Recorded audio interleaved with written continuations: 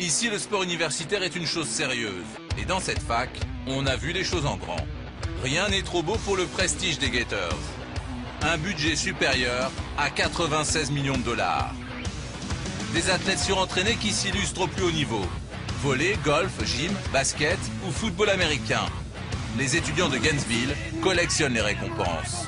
En 40 ans, ils ont amassé une centaine de médailles olympiques. L'Université de Florida, c'est une véritable usine à champions. Des athlètes comme le Français Joachim Noah ont fait leur début ici. Depuis, il est devenu l'une des stars de la NBA. Sur le campus, certains athlètes sont vénérés tels des demi-dieux, comme Tim Tebow, le quarterback de l'équipe de football. À peine sorti de la fac, ce monstre de 111 kilos a signé avec l'équipe de Denver un contrat en or, 11 millions de dollars annuels. Dans la guerre au prestige que se jouent les facs américaines, tous les coups sont permis. Et vous allez le voir, pour gagner les championnats, les facs américaines sont prêtes à mettre le paquet pour attirer les meilleurs athlètes. Leurs champions, elles vont les chercher très loin, jusque chez nous en France.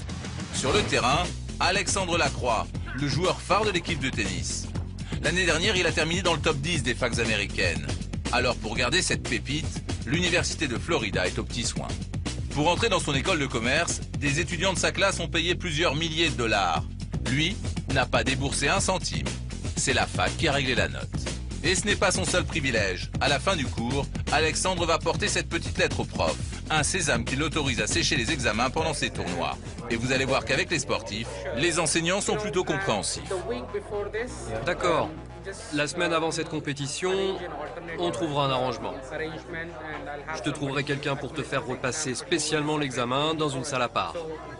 Donc reparle-moi de tout ça. Au moment de l'examen? Ça, c'est pour vous. Ah, très bien. Professeur, avec les étudiants sportifs, vous avez l'air assez arrangeant. Oh oui, avec eux, je suis très arrangeant. Du côté des profs donc, pas d'inquiétude. Alex peut se concentrer sur son jeu. Et pour les cours qu'il a loupés, là aussi l'Université de Floride a tout prévu. Même en tournoi loin de Gainesville, le sportif peut réviser grâce à son ordinateur. Car les cours sont filmés, entièrement dactylographiés avec des animations disponibles à tout moment par Internet.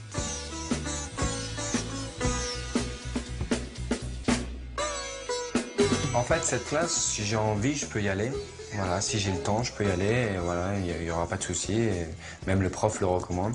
Mais aussi, je peux le suivre par Internet. Sans ça, ce serait compliqué en fait. Sans ça, ça serait impossible, quoi. Et c'est vrai qu'avec nos emplois du temps, parfois, c'est pas vraiment facile. Donc, quand je suis dans la ville, etc., ici à l'université, je vais en classe.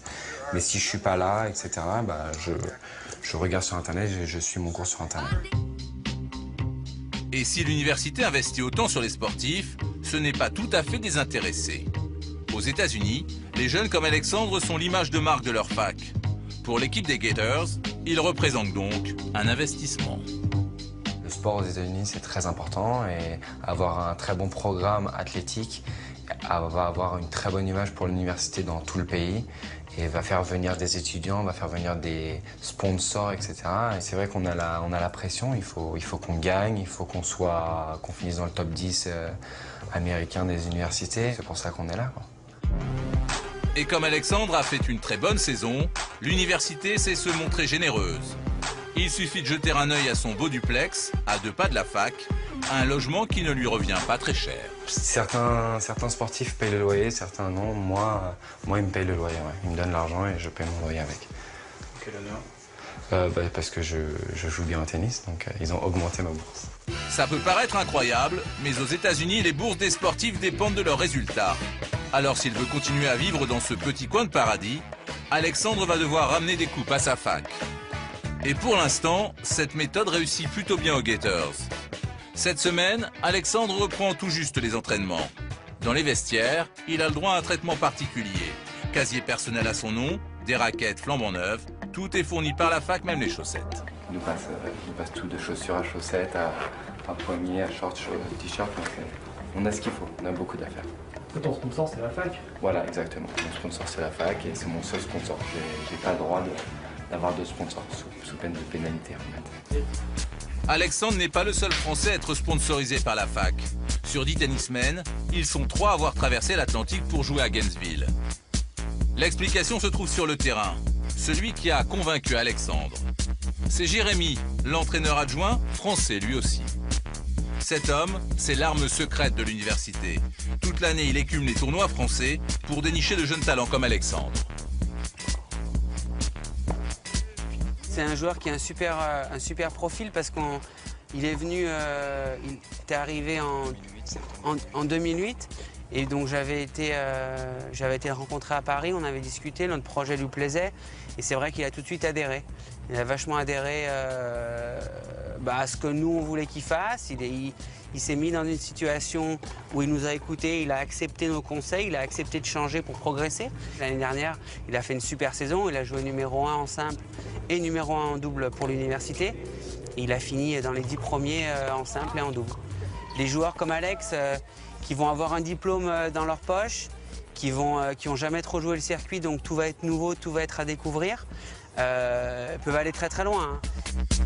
Et pour convaincre les jeunes de traverser l'Atlantique, voici comment il procède. Dans son bureau, Jérémy a rangé son trésor. Un classeur plein de jeunes joueurs français repérés dès le lycée. En ce moment, Jérémy se concentre sur ce dossier.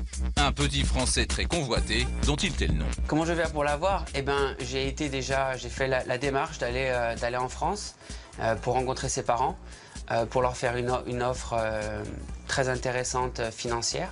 Ensuite, on espère, quand il va venir ici visiter la fac, que les infrastructures vont lui plaire, qu'il va se sentir bien avec moi, qu'il va se sentir bien avec Andy Jackson, avec le head coach. J'essaye aussi de faire marcher le fait que je sois français, qui aide bien sûr en lui expliquant ce que moi j'ai vécu. Moi, c'est ce qui m'est arrivé aussi, j'ai fait ça. Je suis venu jouer aux États-Unis, donc avec mon expérience, avec l'expérience des joueurs qu'on a ici, on va essayer justement de bien lui expliquer comment ça va se passer et d'être bien avec lui, de bien le coucouner au départ, qu'il se sente confortable. Parce que c'est pas évident de tout quitter, de quitter sa famille, ses amis pour venir aux États-Unis. Et une fois aux États-Unis, Jérémy peut les emmener au plus haut niveau, comme ce jeune joueur avec Federer, sa fierté. Il est passé par ici pendant 7 mois pour s'entraîner, pour connaître quelque chose d'autre. Et donc ça s'est très bien passé. D'ailleurs, on est toujours super potes.